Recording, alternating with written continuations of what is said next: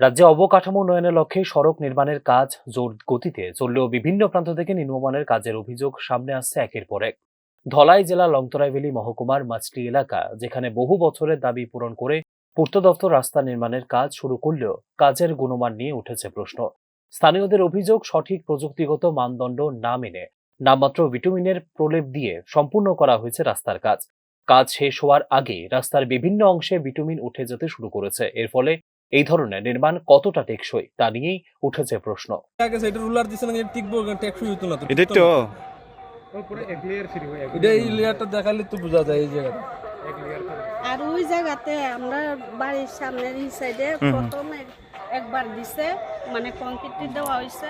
এর দ্বিতীয় পরবর্তী যে কাজ হয়েছে ওই দিকতে আবার কংক্রিট দেওয়া হয়েছে না।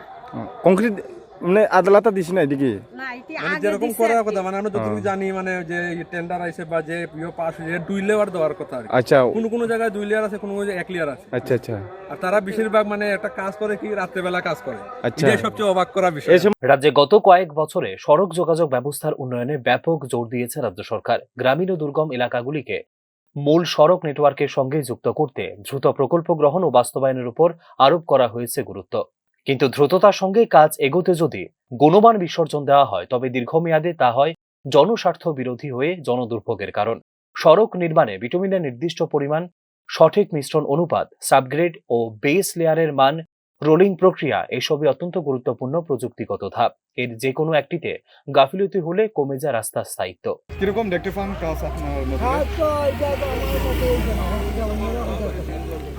মানে কাজ নিম্নমানের কাজ করানো হয়েছে কাজ হয়েছে আর এটা হয় না কত ওই যে কংক্রিটটা হঠাৎ করে উঠে যায়, ওইখানে দেখুন কতটুকু উঠেছে। মানে ওখানেও কংক্রিট নিচে কংক্রিটটা দেখা গেছে। তো দুই একদিন থেকে বালুর ইটের গাড়ি আছে, এটা শেষ। সরকারি নির্মাণ প্রকল্পের সাধারণত ইঞ্জিনিয়ারিং তদারকি, মান নিরীক্ষা এবং পর্যায়ক্রমিক পরিদর্শনের বিধান থাকে, কিন্তু বাস্তবে অনেক ক্ষেত্রে ঠিকাদারি সংস্থার উপর অতিরিক্ত নির্ভরতা এবং পর্যাপ্ত মনিটরিং এর অভাবে নিম্নমানের কাজ ধরা পড়ে না। অথচ কাজ শেষ হওয়ার পরই সামনে আসে সমস্যা।